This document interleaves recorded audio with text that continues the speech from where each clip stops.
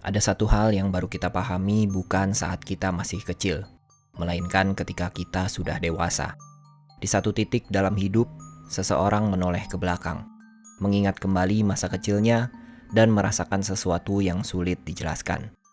Bukan karena ada luka fisik, bukan karena ada kekerasan yang terang-terangan, tapi karena ada ingatan yang dulu terasa biasa saja, sekarang terasa keliru. Saat itu semuanya tampak normal, ada perhatian, ada kedekatan, ada rasa dianggap penting oleh orang yang lebih dewasa. Tidak ada paksaan, tidak ada ancaman, dan justru karena itulah, tidak pernah terlintas bahwa ada sesuatu yang salah. Waktu berjalan, pemahaman bertambah, dan perlahan, sudut pandang mulai berubah. Apa yang dulu terasa sebagai perhatian, mulai dipertanyakan. Apa yang dulu dianggap wajar, mulai terasa melampaui batas. Banyak orang baru menyadari hal ini bertahun-tahun kemudian, saat mereka sudah cukup dewasa untuk memahami bahwa seorang anak tidak berada pada posisi yang setara dalam relasi dengan orang dewasa. Kisah seperti ini bukan milik satu orang, ia lebih dekat dari yang kita bayangkan. Dan seringkali, ia tersembunyi di balik sikap yang tampak baik. Kata-kata yang terdengar peduli, dan niat yang diklaim sebagai perlindungan. Hari ini, kita akan membicarakan sebuah fenomena yang jarang dibahas, namun nyata terjadi.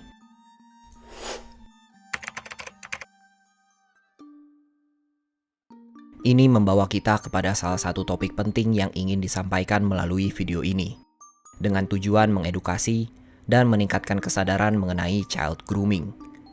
Secara sederhana, child grooming adalah proses di mana seorang anak secara perlahan dibangun kepercayaannya oleh orang dewasa, hingga batas-batas yang seharusnya ada menjadi kabur bahkan hilang. Ini bukan peristiwa yang terjadi dalam satu malam, bukan tindakan yang datang tiba-tiba. Child grooming adalah proses pelan, seringkali halus, dan hampir selalu terselubung. Ia bisa dimulai dari hal yang tampak baik, perhatian lebih, sikap protektif, pujian yang membuat anak merasa istimewa, atau kehadiran seseorang yang selalu ada ketika anak merasa butuh didengarkan. Masalahnya, bagi seorang anak, perhatian dari orang dewasa sering dianggap sebagai sesuatu yang benar. Anak belum memiliki alat untuk menilai apakah perhatian itu tulus atau justru mengarah pada pelanggaran batas. Itulah mengapa child grooming sering tidak dikenali saat ia sedang terjadi. Karena ia tidak datang sebagai ancaman, melainkan sebagai kedekatan. Dan justru karena tampilannya yang baik-baik saja, child grooming kerap luput dari kesadaran, baik oleh anak itu sendiri maupun oleh orang-orang di sekitarnya.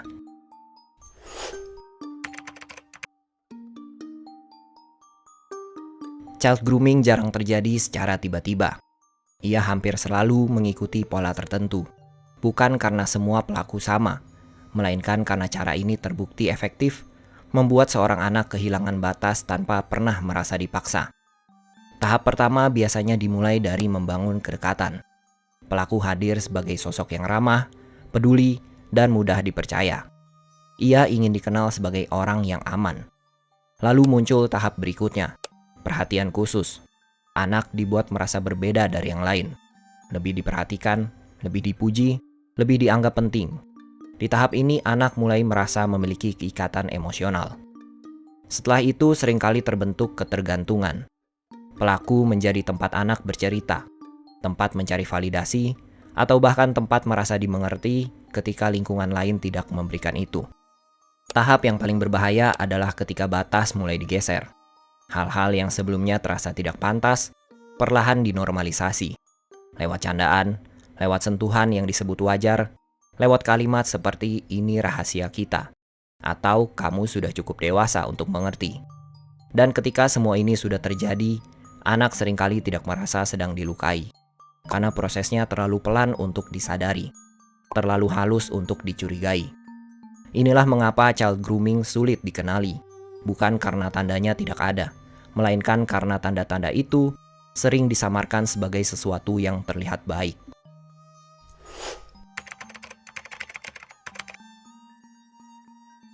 Salah satu pertanyaan yang paling sering muncul ketika membahas child grooming adalah, kalau memang salah, kenapa tidak dari dulu disadari? Pertanyaan ini terdengar sederhana, tapi menyimpan kesalahpahaman besar. Seorang anak tidak memiliki cara berpikir seperti orang dewasa. Ia belum punya pengalaman, belum punya pembanding, dan belum memahami batas yang seharusnya ada dalam relasi dengan orang yang lebih tua. Bagi anak, orang dewasa adalah figur otoritas, seseorang yang dianggap lebih tahu, lebih benar, dan layak dipercaya. Ketika figur seperti ini memberikan perhatian, anak tidak dilatih untuk curiga. Ia dilatih untuk patuh. Selain itu, child grooming hampir selalu terjadi dalam relasi yang timpang. Ada perbedaan usia, ada perbedaan kuasa, ada perbedaan posisi. Dan dalam relasi seperti ini, anak berada di posisi yang lemah, tanpa menyadarinya. Budaya juga berperan besar.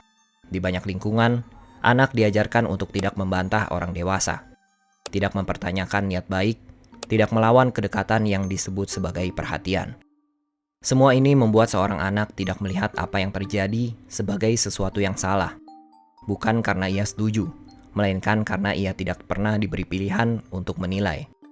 Dan ketika kesadaran itu akhirnya datang, seringkali sudah bertahun-tahun kemudian, saat anak itu telah tumbuh dewasa dan mampu melihat masa lalunya dengan sudut pandang yang berbeda.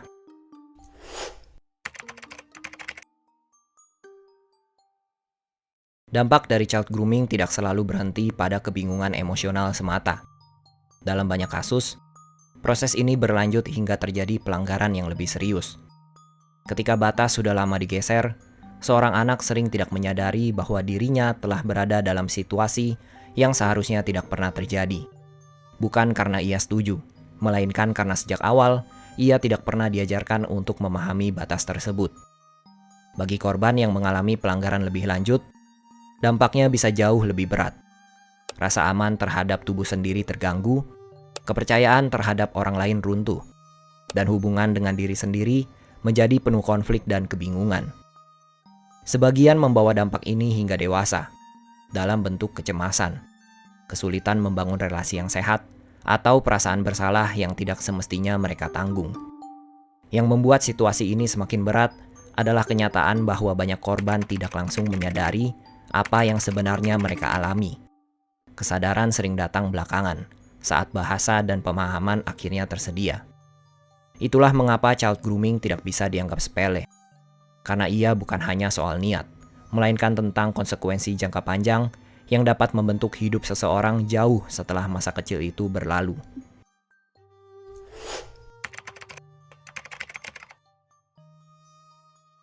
Child grooming bukan cerita yang jauh dari kehidupan kita. Ia tidak selalu terjadi di tempat gelap atau oleh orang asing. Seringkali, ia justru tumbuh di lingkungan yang terlihat aman dan di antara orang-orang yang dipercaya. Karena itu, membicarakan child grooming bukan soal menebar kecurigaan, melainkan soal membangun kesadaran tentang batas, tentang relasi yang sehat, dan tentang posisi seorang anak yang selalu membutuhkan perlindungan, bukan penilaian. Kesadaran ini penting, bukan hanya bagi mereka yang pernah mengalaminya, tetapi juga bagi orang tua, pendidik, dan siapapun yang berada di sekitar anak-anak. Semakin lama kita menganggap isu ini tabu, semakin mudah ia tersembunyi di balik sikap yang tampak wajar. Namun, ketika kita mulai membicarakannya dengan bahasa yang tepat dan kepala dingin, kita memberi ruang bagi pencegahan dan kesempatan bagi penyembuhan. Karena pada akhirnya, seorang anak tidak pernah bertanggung jawab atas batas yang dilanggar oleh orang dewasa. Dan tugas kitalah, sebagai masyarakat, untuk memastikan bahwa perhatian tidak pernah berubah menjadi pelanggaran.